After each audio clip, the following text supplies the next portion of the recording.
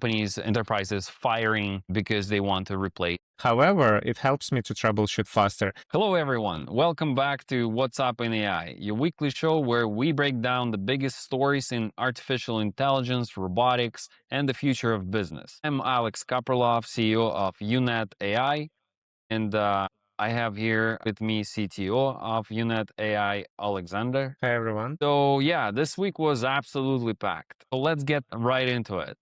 Anthropic became the most valuable AI startup on the planet. So these guys just hit $1 trillion valuation and pretty much overtook OpenAI. So yeah, it looks like the AI space is getting very hot these days. That's correct. I've heard that Anthropic is pushing a lot for the enterprise. And finally, OpenAI realized that Anthropic is kind of occupying the B2B sector and trying to push the same direction as well. We'll see how this race go. But as of now, Anthropic covers way more enterprise, and even the clients of OpenAI that used to be a client before, they transitioned to the Anthropic now. So that's the an interesting race coming up. What about pricing? Prices skyrocketed quite a lot, and this week they also announced 4.8 Opus, I believe, right? Yeah, and there were so many speculation around this new 4.8 release. Everyone was saying that they're gonna become so like AGI powerful level. There were some benchmarks released calling this Claude Mythos version, trying to Yeah. escape. But seems like that's not the case. They just released another new version. Yes, it's number one on the benchmarks nowadays, but not a big shift as those rumors were. So see. I think the hype around sandboxed LLM was also a type of a marketing that Anthropic team is pushing forward. Yeah, I don't know actually what's the reason behind it. What's the main motivation? Maybe they'll just try to raise more customers by saying that Yeah. our models can escape. Our models are so intelligent; they can reason. I don't know actually the main reason about this, but I've been hearing those rumors for 2 years now. Yeah. Before it was OpenAI escaping everywhere and breaking everything. Now it's Claude. Yeah, definitely. It's a valuation of looks like what times 25. So Anthropic now is making, they disclosed close to 50 billion or something like that. Are they profitable already? I mean, it's not about the profit these days because the company as a startup wants to just, gross as much as possible. But they did say this week that they're becoming profitable. I think again, it's more a pre-IPO kind of hype. So Anthropic, yeah, they're really pushing towards higher valuation, and I think everyone. Including SpaceX, that also filed for S1. I think this week as well. They publicly announcing they're going public, meaning IPO strategy for marketing is working very well. I Yeah, think obviously. that's yeah. They gotta match OpenAI and Claude, but I've heard that they present themselves in a different angle. They kind of consolidate all the assets such as Starlink, AI infrastructure, data centers, and XAI as well, not separately XAI as Claude and OpenAI, just because most probably XAI with spicy mode is not really looking nice on the IPO market, right? So Yeah, they that's kind of why. make it as a holding company. So that holding company goes public and raising more funds, so they have higher valuation. And I think between Elon and Alex, they both pushing towards higher valuation on both companies, kind of agreed upon each other. I mean, it's a good marketing strategy, I guess. They both kind of big influencers in investors and business space. Yeah, of course. And that's the strategic vision of OpenAI and Anthropic and Gemini already on the IPO basically through the holding of the Google, right? So they're Yeah. already affected by the public. They want to raise more money and do not lose this race effectively. So we'll see how it goes. Yes, yes. All right. So then Palantir CEO Alex Karp also made a bold statement this week saying they are looking to hire neurodivergent people I had to go online and actually ask GPT what exactly neurodivergent thinkers are, because I had no idea what that is. But it seems to be the reality of the work with agents is really needed people who can have this several things running at the same time and ability to kind of control all of that. So I believe these type of thinkers, what they call them, are definitely needed in the future. My take on this is it actually sounds really bold and it's not future, it's already present. And we have been hiring those 10-20% of neurodivergent people Hmm. who think differently, who reason differently, who are not in consensus with the masses. And this is how it's been for a long time. Look at all the top management of major companies. They do not think the same. And that's kind of the same. You gotta be one who argue with AI now, just because AI was raised on the public data, on the mass data. And obviously it will produce the same mass outputs, right? Even though it knows those other angles and other points of views, you need to orchestrate it and adapt it, give it Yeah. other thoughts and direct it. But there was another idea, an article around this statement is that there is a cognitive depth collected around people who use AI nowadays. So the way they use AI, basically they ask to do something without even knowing how it's done. Usually we would go to the Google search, we would research it, then we would go and write it, and then we would rewrite it and reread it, etc. We would reason about it. Now we skipped all this process and cognitive depth is collected. And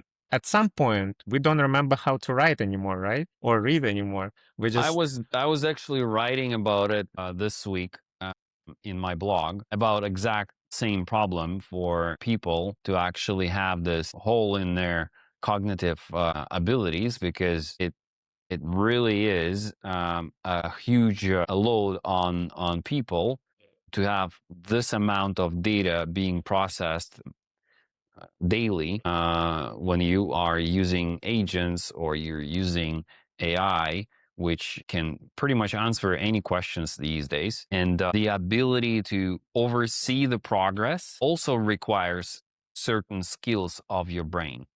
Because exactly. at like technically my experiment in working with AI on a daily basis of about 60 to 70% of everything I do during the day is hard on brain. So last week I've been really tired by end of week for the exact same reason, because too much information too fast being processed by the brain. And when weekend comes, you just want to kind of relax and get a little less stressful about this, mass of information. What you said is basically you're on the other spectrum of this issue. You're trying to consume all this reasoning and information that AI spits on you, right? And reason about it, make decision.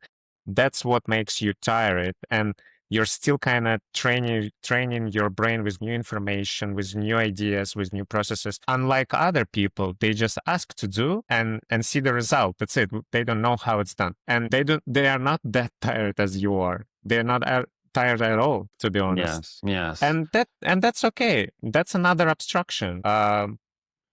Before that, we most of the people knew how to create like some kind of circuit system or how the phone works, how the calculator works, whatever. Now people don't know that. There are so many abstractions on top. They just press buttons and gets the result. This is how it's been for a long time. Now it's a new phase. I think for people, it's a clear direction in terms of next employment. You don't really need to be as much knowledgeable about how to use AI and how to process the information, but to actually oversee the progress and give directions, because every company these days is trying to adapt this agentic approach and get their operations running within LLM infrastructure, helping them to do the business processes. But all of this requires overseeing the progress, overseeing what LLM is doing and what will be doing. And I think that's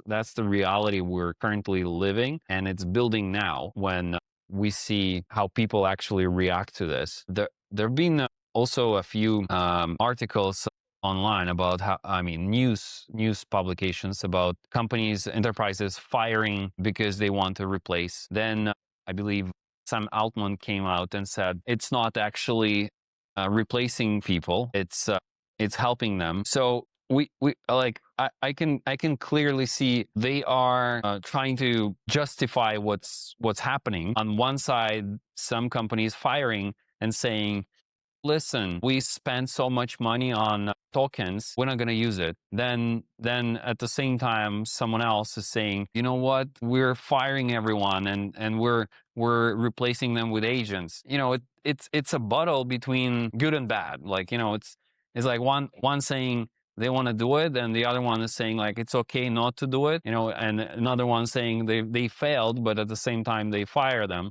I think we have to admit that reality of agentic businesses happening now, it's building. And what we're seeing is it's building for the future. Yeah, that's correct. And it's a huge paradigm shift for people's minds, and they still haven't adapted. And there are two types of people who are fear of the new ideas and people who go along with those and trying to adapt. And that has been historically all the time like this. What you gotta do as a company or as an individual, you gotta wield those tools effectively. Try to understand them, comprehend, bring into your life, try things different ways. Maybe some of the tasks that you do needs an abstraction and you could just fire it to the agent and tell them, okay, do that. I don't want to know how you do it. Just do it the way you hire other people, other specialists, right? But at the same time, you still gotta reason and understand other topics of your daily life, and you gotta properly direct it because every person and every company is not the same. But AI is trying to satisfy your task the same way for everyone.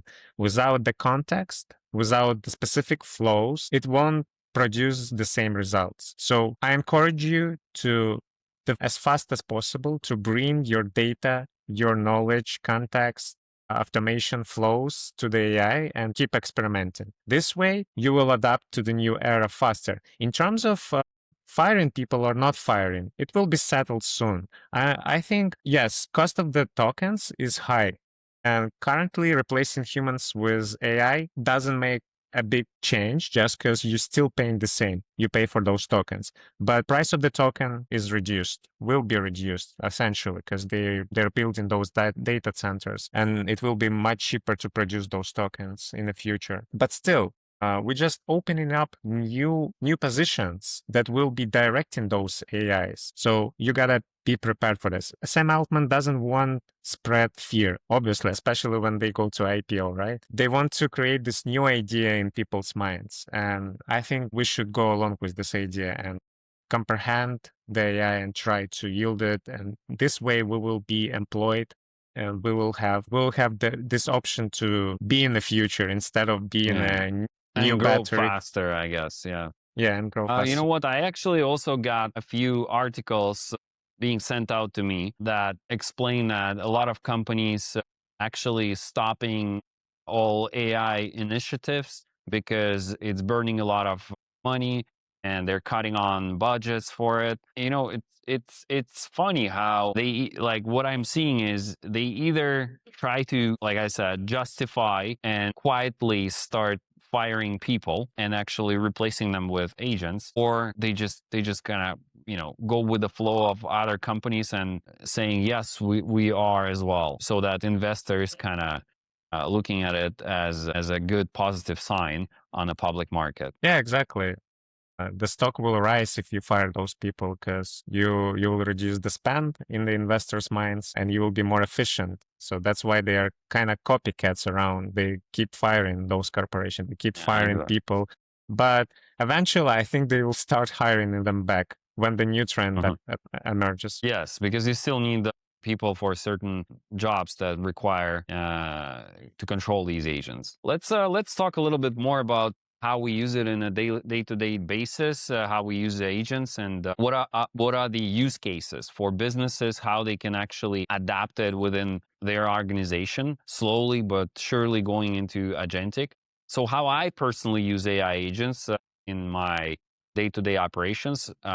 So I have two agents that I use kind of on a day-to-day basis. One of them is is publicly available so that everyone can speak to it.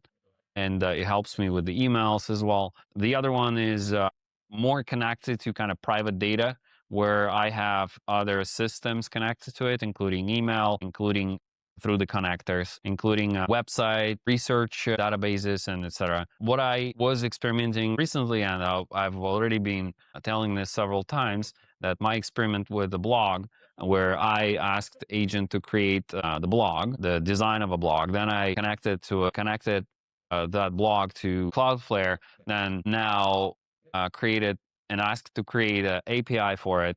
So now I could actually connect it to my agent. So what happens now when I do some research or brainstorming or anything useful, I just say, "Hey, agent, just simply post it to my blog," and it goes live. What I noticed actually, the difference between Gemini, GPT, and Claude. So when I say post to blog, or I say send email to someone, so Anthropic does it right away. So no matter what I say, so I say like I need to write an email about this and that to this person. So he doesn't even, I mean, it doesn't even show me what message he wants to send. It sends right away. So that's what I found with Anthropic. Gemini and GPT, they always preview. They say like, do you really want to send it? Like, do you? But Anthropic sends it right away. When I say, research and I need to post it to my blog, it's researching, doing the work, and then post it. And then I say like, so what did you post? And then it Maybe, says like, this is what I posted. maybe that's one of the reasons why Anthropic wins the race, just because they actually deliver result instead of being cautious all the time. OpenAI and Gemini are well known for being have like those hard limitation and moderation levels, so they do not make mistakes and do not upset their investors and users. And Claude, they just whatever. Let's just do that. Let's break it. But you'll be surprised how it can break things too without your explicit permission. Exactly. Yes, exactly. I'm sure it can. I've seen it sometimes when it was actually doing something that I didn't want to do. Once it was posting several posts at the same time. I kind of still couldn't figure out why. But in terms of this experiment, it shows exactly what I was saying about the speed of how businesses or even startups can expedite their go-to-market very fast. It's really expediting the time. It helps you to be more automated and helps you to get more out of what you're doing, what you're planning to do, instead of preparing. Because, well, say 5 years ago, for me, creating a website, writing content, posting it, and all of that would take a lot of time. But now this time is literally in minutes to hours, depending on the task. But you can go live with a new startup, in relatively short period of time. Yeah, makes sense. The speed of delivery accelerated even for me, and I use a couple of agents in my use cases on daily basis as well, even though I haven't put them on automation yet, just because I kind of trust them, but still, I want my own observation and make sure that everything is correct and there are no deviation, just because sometimes even LLMs version change and they behave differently. So I do not trust it fully yet. However, I have like those nice use cases. For example, one of the use cases helps me to troubleshoot my infrastructure. I basically connected my agent with the read scopes to the DigitalOcean Kubernetes that will let me faster troubleshoot issues, reading all those massive logs. I let it like request those logs, manipulate nodes and pods on my Kubernetes, and give me reasonable advice what I should enforce or try. And additionally, I could give it a write permission as well. But in production environment, I would not do it, obviously, because most probably users wouldn't be able to use UNet AI after that. So I'm still doing it manually. However, it helps me to troubleshoot faster. Another use case for most of the users that watch us right now, it's using it with combination of CRM, and I use it too. For example, Jira and any others. You can connect your agent to Jira, and it helps you to document or comment on tasks and change statuses or create or decompose tasks Like you can create a big idea, epic task, and then decompose it to subset of task and even assign it to the appropriate people and department. And it happens in minutes instead of you're actually manually typing it. So that's nice thing that I actually use as well. And obviously, the most common use case is the research agent. I heavily use different research agents to consume as much as more information as I could. Obviously, I couldn't research daily for all the competition, all the best practices. Nowadays, I can just spawn a couple of my research agents. And what I do, I consume all those research information into one feed and reason about it. And that makes me more efficient.